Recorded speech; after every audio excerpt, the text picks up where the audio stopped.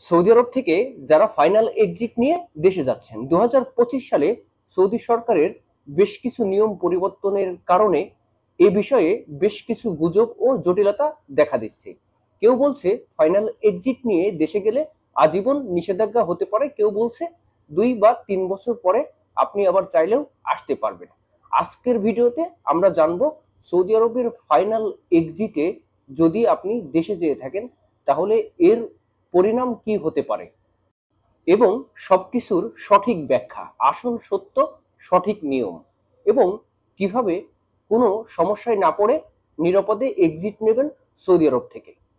আসসালামু আলাইকুম প্রাণপ্রিয় প্রবাসী ভাইয়েরা। সৌদি আরবের আইন প্রতিনিয়ত বদলাচ্ছে।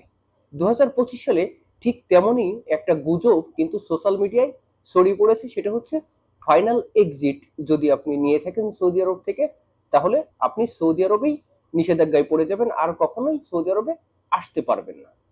আজকের ভিডিওতে আমরা জানবো এটি সত্যি নাকি গুজব, সরকারি তথ্য, ভুক্তভোগীর অভিজ্ঞতা এবং 2025 সালে সৌদি আইন অনুযায়ী এর বিস্তারিত তথ্য। প্রথমেই আমাদেরকে জানতে হবে ফাইনাল এক্সিট কি। অনেক প্রবাসী ভাই এখনো জানে না আদৌ ফাইনাল এক্সিট কি।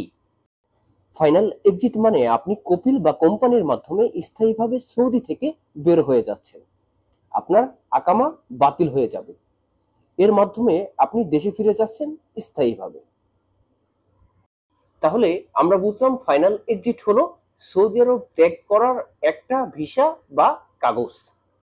আজীবন নিষেধাজ্ঞার যে গুজবের বিষয়টা সোশ্যাল মিডিয়ায় ছড়িয়ে বেড়াচ্ছে, এটা কতটুকু সত্য?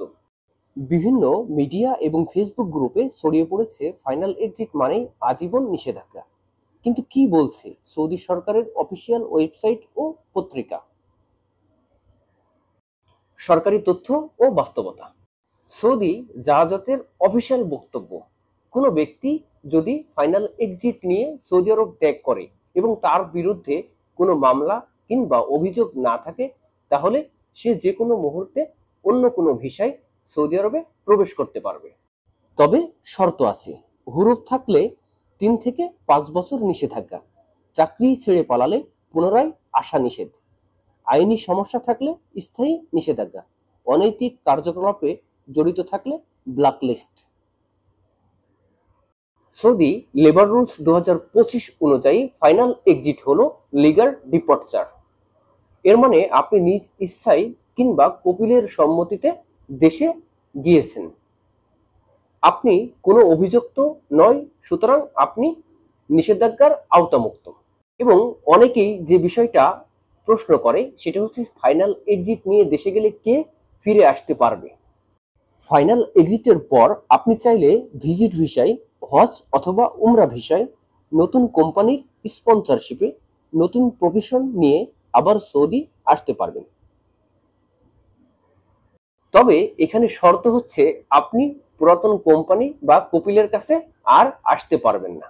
এবং এই মুহূর্তে কিছু বাস্তব অভিজ্ঞতা আপনাদের সাথে শেয়ার করব যারা 2024 অথবা 2025 সালে দেশে ফিরেছেন ফাইনাল এক্সিট নিয়ে। মামুন ভাই, ঢাকা, আমার ব্যক্তিগত রুমমেট, সে 2023 সালে ফাইনাল এক্সিট নিয়ে দেশে যায়। এখন সে আবার নতুন করে 2025 সালে সৌদি আরবে প্রবেশ করেছে। আমার সাথে থাকতো চট্টগ্রামের একটি ভাই, তার নাম হচ্ছে রফিক।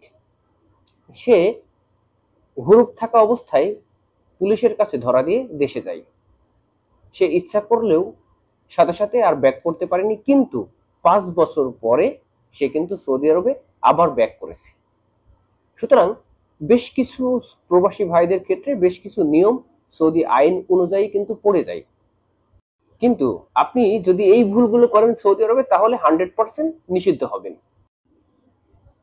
আকামা শেষ হওয়ার পর পালানো, আদালতে মামলা থাকা, পুলিশের হাতে গ্রেপ্তার হয়ে দেশে যাওয়া, হুরুপ থাকা অবস্থায় এক্সিট। এখন ফাইনাল এক্সিট যদি আপনার কপিল আপনাকে দিয়ে দেয় বা কোম্পানি, তাহলে আপনি যে বিষয়গুলো সবচেয়ে বেশি লক্ষ্য করবেন বা করবেন, আকামা ভ্যালিড থাকতে হবে বা মেয়াদ থাকতে হবে, কোম্পানি থেকে ক্লিয়ারেন্স নেবেন, নিজের কোনো দেনা অথবা মামলা থাকা যাবে না, জাওয়াজাত থেকে এক্সিট কনফার্মেশন সংগ্রহ করুন। প্রিয় ভাইরা, গুজবে কান দেবেন না। ফাইনাল এক্সিট মানেই আজীবনের জন্য নিষেধাজ্ঞা নয়। ফাইনাল এক্সিট নিয়ে আপনি যদি সঠিক নিয়মে বাংলাদেশে যেতে পারেন, তাহলে ভবিষ্যতে সৌদি আরবে আরো ভালো কাজে বা ভালো প্রফেশনে আপনি প্রবেশ করতে পারবেন। এই ভিডিওটি যারা দেশে যেতে চাচ্ছেন এই মুহূর্তে ফাইনাল এক্সিটে, তাদের জন্য অত্যন্ত গুরুত্বপূর্ণ। প্লিজ শেয়ার করুন, যাতে কোনো প্রবাসী ভাই ভুল না করে সঠিক পথে সৌদি আরব ত্যাগ করে। এবং আমি মারুফ এরকম ইনফরমেশন পেতে অবশ্যই সাবস্ক্রাইব করুন আমার মারুফ নেভার এন্ড চ্যানেলটিতে। ধন্যবাদ, দেখা হবে অন্য আরেকটি ভিডিওতে।